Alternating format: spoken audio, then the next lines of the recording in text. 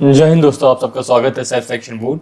हमारा मोटो है concept clear like crystal soil like rock. मतलब हम आपके कॉन्सेप्ट इतने क्लियर और इतने सॉलिड बना देंगे कि आप आसानी से कोई भी एग्जाम क्लियर कर पाओ। मैं आप सबका दोस्त रोहित कुमार। आज का हमारा टॉपिक है फिस्कल पॉलिसी। देखो, एक चीज़ हमने पढ़ चुकी है, वो है मॉनेटरी पॉलिसी। ठीक है, मॉनेटरी पॉलिसी में हमने पढ़ा था कि ये कौन लेके आता है, ये लेके आती है आपकी आरबीआई, राइट। और इसमें बैंकिंग से रिलेटेड टर्म्स होते हैं, ये हम सारा अच्छे से पढ़ चुके हैं। एक चीज़ होती है आपकी फिस्कल पॉलिसी, ये लेके आती है आपकी government of India. Government of India, जो भी गवर्नमेंट करंट गवर्नमेंट है उस टाइम, गवर्नमेंट ऑफ इंडिया। और अनाउंस होता है ये ड्यूरिंग बजट। ड्यूरिंग बजट, जब भी आपका बजट होता है तब अनाउंस होता है। अब देखो इसमें होता क्या है, इसमें दो चीज होती हैं आपकी। एक चीज होती है आपकी रिसिप्ट। रिसिप्ट का मतलब होता है इकोनॉमिक्स में या फिस्कल पॉलिसी के टर्म में, इसका मतलब होता है कि गवर्नमेंट ने पूरी साल में कितनी अर्निंग करी है, ऐसा समझ लीजिए। ठीक है, थ्रू टैक्सेस या जो भी गवर्नमेंट की पीएसयूज हैं, कंपनीज हैं, उन्होंने कोई पैसे कमाए हैं। तो रिसिप्ट का क्या मतलब होता है कि कितना गवर्नमेंट ने आपका अर्न किया है। एक चीज होती है आपकी एक्सपेंडिचर। एक्सपेंडिचर का मतलब कितना खर्च करना है गवर्नमेंट को आने वाले साल में अपने जो भी अपकमिंग प्रोजेक्ट्स हैं। ठीक है, तो दो चीज होती है आपकी फिस्कल पॉलिसी में, एक होता है रिसिप्ट, कितने पैसे कमाए हैं, एक होता है एक्सपेंडिचर, कितने पैसे खर्च करने हैं। ठीक है, तो यही सब पूरा प्लान होता है, इसे हम कहते हैं फिस्कल पॉलिसी। ठीक है, चलिए अब देखो, ये फिस्कल पॉलिसी हमारी अनाउंस होती है ड्यूरिंग बजट। बजट के बारे में एक दो चीजें देख लेते हैं। पहला कि बजट हमारे कॉन्स्टिट्यूशन में कहीं भी रिटर्न नहीं है।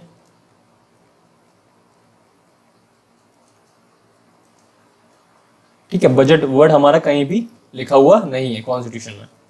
जो वर्ड लिखा है बजट की जगह वो है आपका एनुअल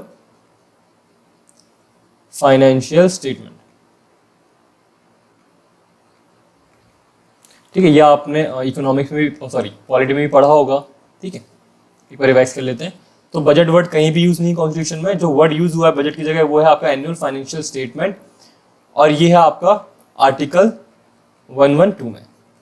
ठीक है, चलो पहले रेलवे बजट और जनरल बजट अलग अलग आता था।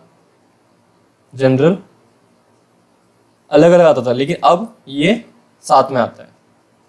ठीक है, हम साथ साथ हैं। ठीक है, पहले अलग अलग आता था, लेकिन अब रेलवे बजट और जनरल बजट साथ में आता है। और कौन इसको करता है? ठीक है, वैसे कॉन्स्टिट्यूशन में दे रखा है प्रेसिडेंट, लेकिन प्रेसिडेंट के बिहाफ पे कौन करता है? आपका फाइनेंस मिनिस्टर। ठीक है, ठीक है, ये कुछ पॉइंट्स थे जो आपको याद में रखने हैं बजट से रिलेटेड। ठीक, चलिए अब पढ़ते हैं हम डेफिसिट, जो हमारा टॉपिक है ना। तो उससे पहले एक चीज समझ लो। देखो, अभी हमने समझ लिया बजट। ठीक है, अब देखो कि आपका बजट है ना। बजट में दो चीज होती हैं, क्या? आपका रिसिप्ट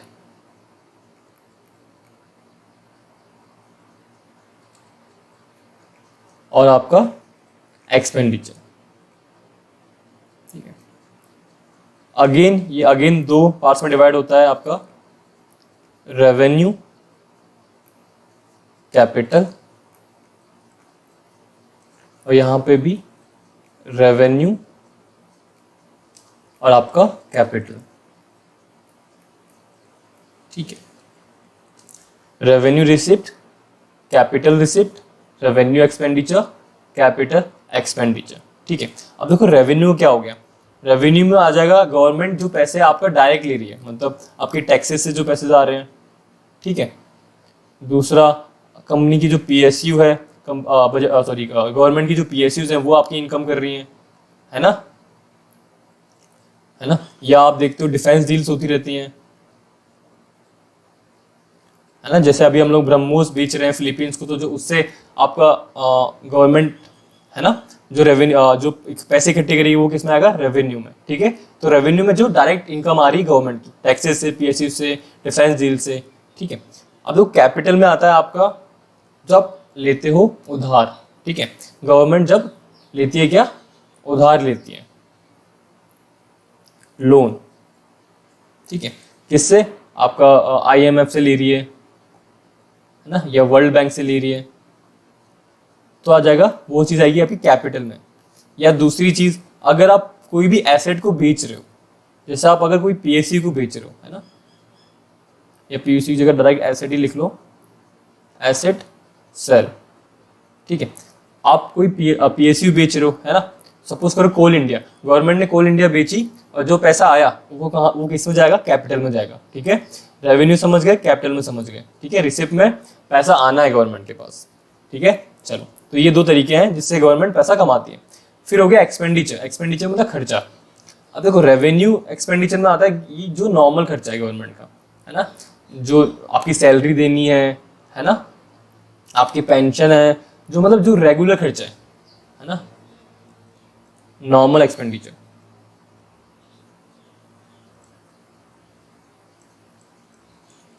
डिफेंस को देना है, ठीक है।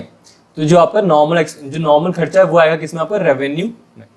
कैपिटल में आता है कि आप कोई चीज नहीं कर रहे हो, है ना, जैसे जो आपका स्टैचू बना था यूनिटी, स्टैचू ऑफ यूनिटी, है ना, तो वो उसका जो खर्चा आएगा वो किसमें आएगा, कैपिटल में।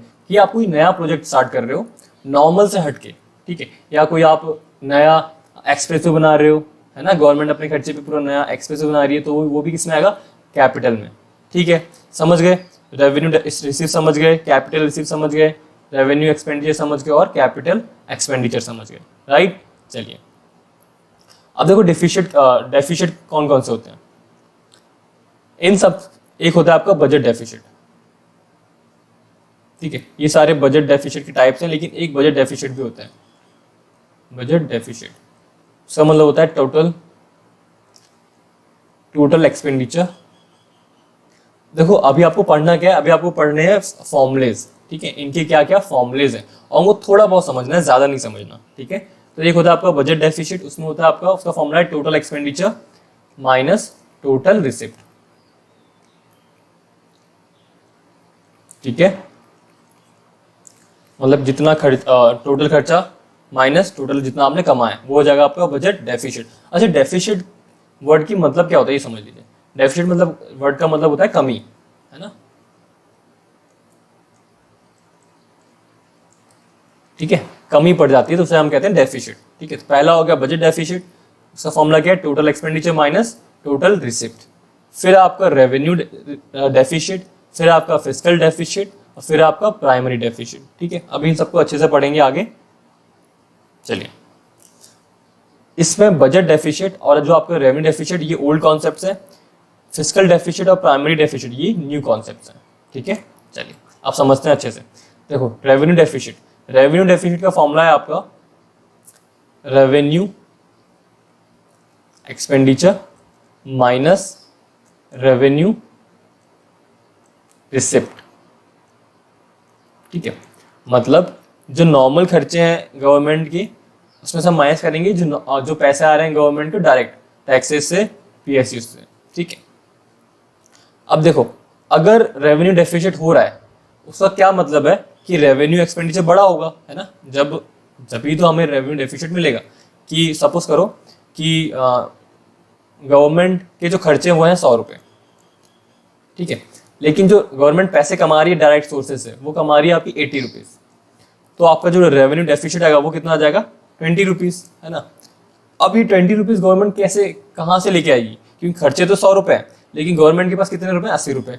तो ये जो 20 रुपये गवर्नमेंट कहाँ से लेके आएगी, गवर्नमेंट लेगी उधार, क्या लेगी, गवर्नमेंट लोन लेगी, है ना, किससे, IMF से या आपका वर्ल्ड बैंक से या कोई भी ऐसी ऑर्गेनाइजेशन से, है ना, लोन लेगी और फिर अपना खर्चा पूरा करेगी, ठीक है। अगर रेवेन्यू डेफिसिट आ रहा है तो इसका सीधा मतलब ये होता है कि गवर्नमेंट अपने नॉर्मल खर्चे भी नहीं कर पा रही है, not able to maintain normal expenditure, ठीक है।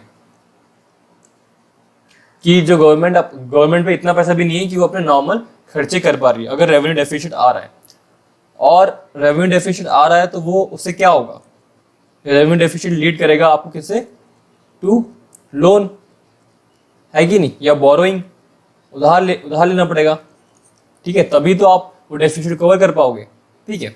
चलिए, और अगर आप उधार ले रहे हो है ना। या देखो दो तरीके हैं डेफिसिट कवर करने के, या तो आप उधार ले लो, या जो टैक्सेस हैं वो बढ़ा दो। अगर टैक्सेस बढ़ा दोगे तो रेवेन्यू रिसीव भी बढ़ जाएगा, है कि नहीं। तो अगर टैक्सेस बढ़ा रहे हो, अगर आप टैक्सेस बढ़ा रहे हो तो उससे क्या होगा, उससे आपकी महंगाई ज़्यादा होगी, है कि नहीं। महंगाई मतलब इन्फ्लेशन, ठीक है। तो देखो एक सिर्फ रेवेन्यू डेफिसिट की पूरी साइकिल है ये, ठीक है। रेवेन्यू डेफिसिट आएगा तो इसका मतलब गवर्नमेंट अपने नॉर्मल खर्चे नहीं ले पा रही है, नॉर्मल खर्चे नहीं कर पाई तो गवर्नमेंट क्या करेगी, या तो अपना टैक्स बढ़ाएगी या उधार लेगी। अगर उधार ले रही है तो भी इन्फ्लेशन की कंडीशन आएगी, और अगर टैक्सेस बढ़ा रही है तो भी आपकी इन्फ्लेशन की कंडीशन आएगी, ठीक है। आगे आपको समझ में चलिए। फिस्कल डेफिसिट, अब देखिए फिस्कल डेफिसिट में क्या होता है। Fiscal deficit total expenditure minus total revenue, लेकिन हम इसमें एक्सक्लूड कर देते हैं बोरोइंग। मतलब जो आप उधार ले रहे हो वो इसमें काउंट नहीं करोगे, है ना। मतलब जो आपके टोटल खर्चे हैं, ठीक है, कैपिटल भी मिला लो और आपका रेवेन्यू भी मिला लो, जो आपका नॉर्मल खर्चा वो भी मिला लो, और जो एक्स्ट्रा प्रोजेक्ट के लिए खर्चा चाहिए वो भी, माइनस टोटल रेवेन्यू, मतलब जो आपका नॉर्मल रेवेन्यू आ रहा है, ठीक है, या जो आप एसेट बेच के कर रहे हो, ठीक है। बस आप बोरोइंग को इंक्लूड नहीं कर सकते, जो आप पैसा उधार ले रहे हो उसको इंक्लूड नहीं करोगे, ठीक है। तो सपोज करो, इसमें भी एक एग्जांपल ले रहे हैं कि सपोज करो गवर्नमेंट को जो टोटल एक्सपेंडिचर चाहिए वो चाहिए आपका 500 रुपये। कितना चाहिए, 500 रुपये। 400 रुपये आपका नॉर्मल खर्चों के लिए चाहिए रेवेन्यू, और 100 रुपये चाहिए आपका एक नया प्रोजेक्ट के लिए, मतलब कैपिटल के लिए, ठीक है। गवर्नमेंट ने आपके टैक्सेस से या आपका एसेट बेच के जो पैसे कमाए वो हो रहे हैं आपके 400, ठीक है। तो मतलब 500 माइनस 400, फिस्कल डेफिसिट कितना हो गया, 100 रुपये, ठीक है। अब ये 100 रुपये ये क्या दिखा रहा है कि देखो अब 500 रुपये तो कवर करने ही करने हैं, तो 100 रुपये उधार लेने ही पड़ेंगे, ठीक है। तो जो फिस्कल डेफिसिट होता है वो इनडायरेक्टली हमें दिखाता है बोरोइंग। बोरोइंग शो करता है कि जितना फिस्कल डेफिसिट आ रहा है उतनी ही हमें बोरोइंग लेनी पड़ेगी, ठीक है। यही डिफरेंस है आपका फिस्कल डेफिसिट और रेवेन्यू डेफिसिट में। पहला तो डिफरेंस ये है कि जो रेवेन्यू डेफिसिट में आप उसमें जो टोटल एक्सपेंडिचर नहीं आता, पूरी तरह हमें पता नहीं चल पाता कि कितना खर्चा है, क्योंकि वहां पे हम कैपिटल को हम इंट्रोड्यूस नहीं करते हैं, सिर्फ हम क्या लेते हैं, revenue expenditure minus revenue receipt. तो वहां पे हम लोग कैपिटल कर ही नहीं रहे, मतलब कोई जो नया प्रोजेक्ट है उसके लिए हम पैसे जितने लग रहे हैं वो हम वहाँ पे इंक्लूड कर ही नहीं रहे, तो वहाँ पे जो टोटल बोरिंग है वो पता नहीं लग पाती है, असली बोरिंग, ठीक है। लेकिन फिस्कल डेफिसिट में क्या होता है, हम टोटल एक्सपेंडिचर लेके चल रहे हैं, मतलब जितना भी खर्चा होना है वो सारा लेके चल रहे हैं, और जितना भी पैसा आ रहा है वो भी लेके चल रहे हैं, और इसमें से हमने बोरिंग भी निकाल दी है, ठीक है। बोरिंग भी हमने निकाल दी है। तो जो चीज़ आएगी वो हमें क्या बताएगी, वो हमें वही चीज़ बताएगी कि हमें कितना पैसा अब लेना पड़ेगा मार्केट से या इंटरनेशनल ऑर्गेनाइजेशन से। अगर 100 रुपये आ रहा है आपका फिस्कल डेफिसिट, मतलब 100 रुपये गवर्नमेंट को लेने ही पड़ेंगे उधार, ठीक है। तो फिस्कल डेफिसिट इनडायरेक्टली क्या शो करता है, आपका बोरोइंग, ठीक है। ये क्वेश्चन डायरेक्ट भी आ सकता है कि बोरोइंग कौन से डेफिसिट शो करती है, आपकी fiscal deficit, primary deficit, budget deficit, है ना, या रेवेन्यू डेफिसिट। तो आपका आंसर होगा फिस्कल डेफिसिट, ठीक है।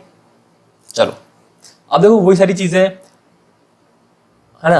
अब देखो बोरिंग लोगे, है ना, फिर आपने क्या तो आपकी इंटरनेशनल ऑर्गेनाइजेशन से लोगे या आप चाइना जैसे कंट्री से लोगे जो आपको उधार देगा हाई परसेंट में, ठीक है। तो इससे क्या होता है, फिस्कल डेफिसिट है तो फिस्कल डेफिसिट आपको लीड करता है डेब्ट ट्रैप में, ठीक है। आपने उधार लिया, है ना, हाई परसेंटेज पे लिया है, ठीक है, आपकी इकोनॉमी है नहीं ऐसी, तो फिर अगले साल फिर आपका फिस्कल डेफिसिट बन जाएगा, फिर से आप उधार लोगे, फिर अगले साल फिर आपका फिस्कल डेफिसिट बनेगा, फिर आप उधार लोगे। उधार ले रहे हो वो भी चुकाना है, और जो उस पर परसेंटेज बढ़ता जा रहा है ना, जो लोन पे परसेंट बढ़ता जा रहा है वो भी आपको चुकाना है। तो उससे वो होगा क्या, डेब्ट ट्रैप, ठीक है, जो आजकल बहुत फेमस टॉपिक चल रहा है। तो डेब्ट ट्रैप भी आपका किस चीज़ की वजह से होता है, आपका फिस्कल डेफिसिट की वजह से होता है इकोनॉमी में, समझ गए। चलो इसमें एक चीज़ और, वो सारी चीज़ें है ना कि आपका डेब्ट ट्रैप होगा, फिर गवर्नमेंट आपके टैक्सेस बढ़ाएगी, इन्फ्लेशन होगा, वो सारी तो है ही, ठीक है। देखो जहां भी डेफिसिट होगा मतलब कमी हो रही है, अगर गवर्नमेंट पे कमी हो रही है पैसे की तो इन्फ्लेशन तो आएगा ही आएगा, क्योंकि वो सबसे आसान तरीका होता है कमी को मिटाने का, टैक्सेस बढ़ा देना, है ना। तो इन्फ्लेशन अगर डेफिसिट है तो directly proportional to the inflation, inflation महंगाई बढ़ेगी ही बढ़ेगी अगर डेफिसिट है इकोनॉमी में, ठीक है।